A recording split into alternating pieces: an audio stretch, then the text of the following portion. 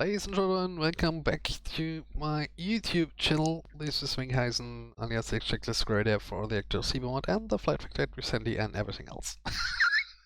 Nice to see you back again, and yeah, as you may notice, I really wasn't streaming in the last few weeks due to the fact that yeah, I was personally doing some things, and also I tried to teach myself about flight factor A320 refuel flight procedures, and yeah, meanwhile I do not need the checklist anymore, and I did some special training there for BUR, rotor navigation and everything else, as you may notice with the 738, and yeah. Now, I was doing a flight there from Casablanca to Saint-Tropez, and I think I share this, yeah, experience to you. Due to the fact this was, yeah, a 2 hours and 30 minutes flight, and I decided to do this flight there because it's very special. Saint-Tropez is a very small airport here, and normally it's only for props and turboprops, and not for an A330. But I decided to do that ultra-short runway experience.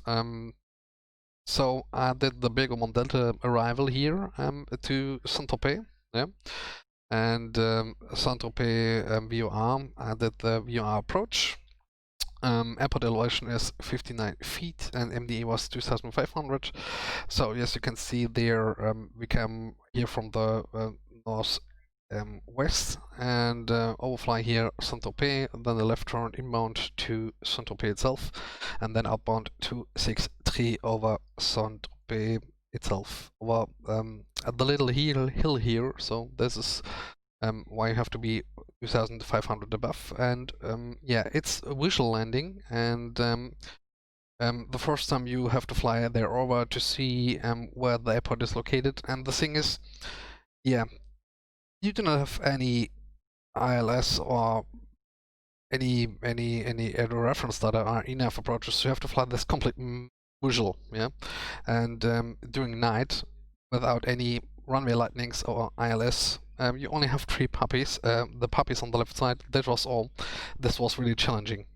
You see that here in the far away, this was only the papis. Yeah, and this was very experience, because you have to prepare for yourself. You need I programmed here that SDP point distance 4.5, and then I made an interception center line here of the runway heading 061, so that's either for me to intercept that heading here. This is why I see the papis at the moment.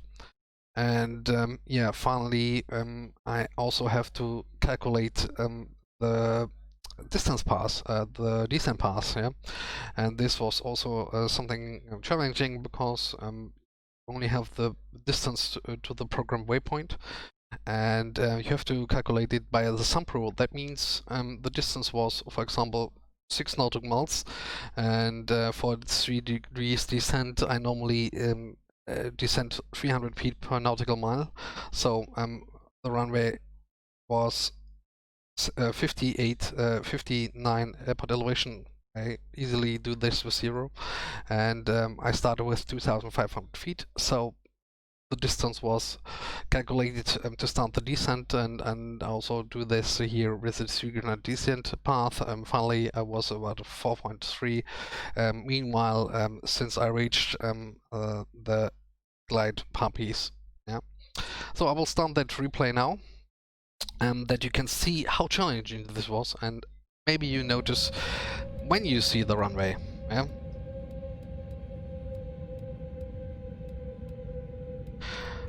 Another fact, I disabled the terrain warnings, here that little buttons, because you overfly that little hill here, and you will definitely get that warning. You will see that later when we overfly that hill. And for the maximum reverse thrust, I started the APU and switched off the engine bleeds, so I got full power on the packs, yeah, full power for the engines, and the packs are only provided by the APU itself, yeah. So I have maximum reverse thrust available, yeah. So also did medium landings here, and that was also maximum, and then yeah, max manual brakings with reverse thrust. I thought this was fine. Another thing is the performance data was about 60 tons of zero fuel weight after that flight.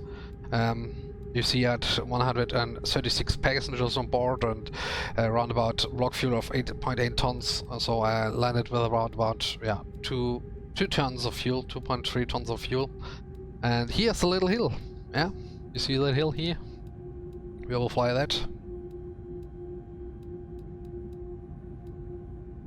And you see you have no visual,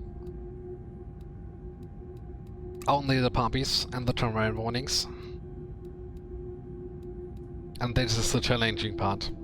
Try that during daytime, and I promise that it's hard on us.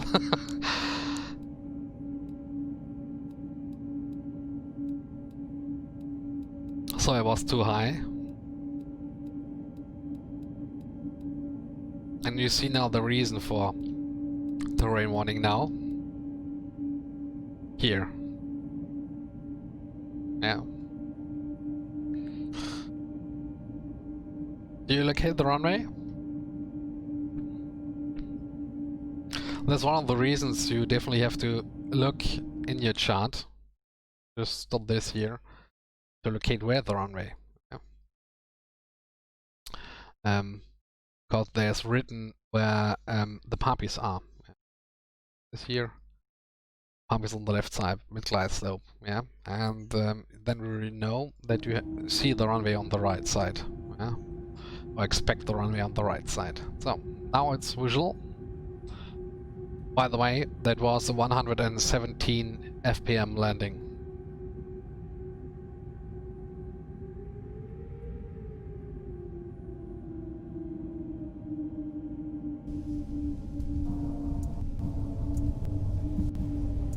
A little bit of center line, but that's fine for that runway. Yeah. I would recommend I will do the replay mode here.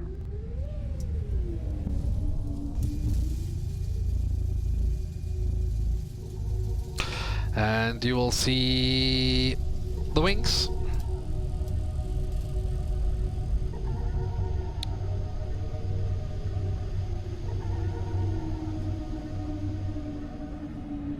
Yeah. Very good. Very smooth.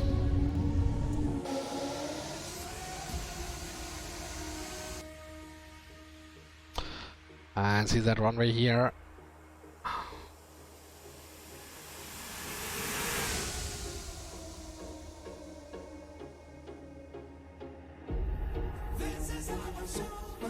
Very, very good.